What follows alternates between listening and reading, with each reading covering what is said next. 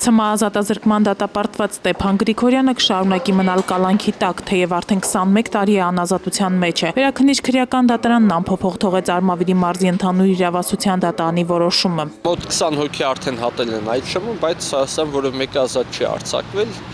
ասինքն վաղաժամկետ ազատման բնութագիր չի իրականացվել, հա։ Սա խոսում է այն մասին, որ պետությունը սխալ քաղաքականություն է վարում կամ ինքը չի իրականացնում իր ստանձնած ուղիղ գործառույթը,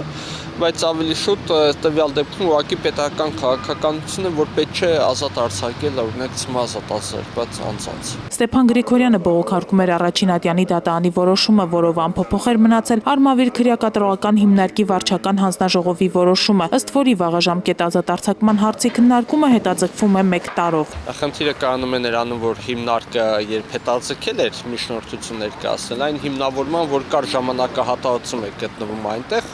եւ բավարար չէ ժամանակահատվածը անձին բնութագրելու։ Առաջայցյանը դատարանը նաեւ ինքը ըստության ստացնել էր հանձնաժողովի դերը եւ գնահատել էր անձի ուղղման աստիճանը, որը մեր կարծիքով չպետք է անել, մանավանդ որի ձեռքի տակ չկար անձնական գործը։ Որպես կանոն ՑՄԱ դատապարտյալին վաղաժամկետ ազատ արձակման հանձնաժողովին չեն ներկայացնում պատճառաբանությամբ, թե նա չի մասնակցում քրեակատարողական հիմնարկի կազմակերպած միջոցառումներին։ Կարող է վազքի մրցույթ կազմակերպված եղել, անձը ֆիզիկապես վատառողջ ա եղել, հակացուցված ա եղել։ Ստեփան Գրիգորյանը բողոքարկելու է նաև վերաքննիչ դատարանի որոշումը։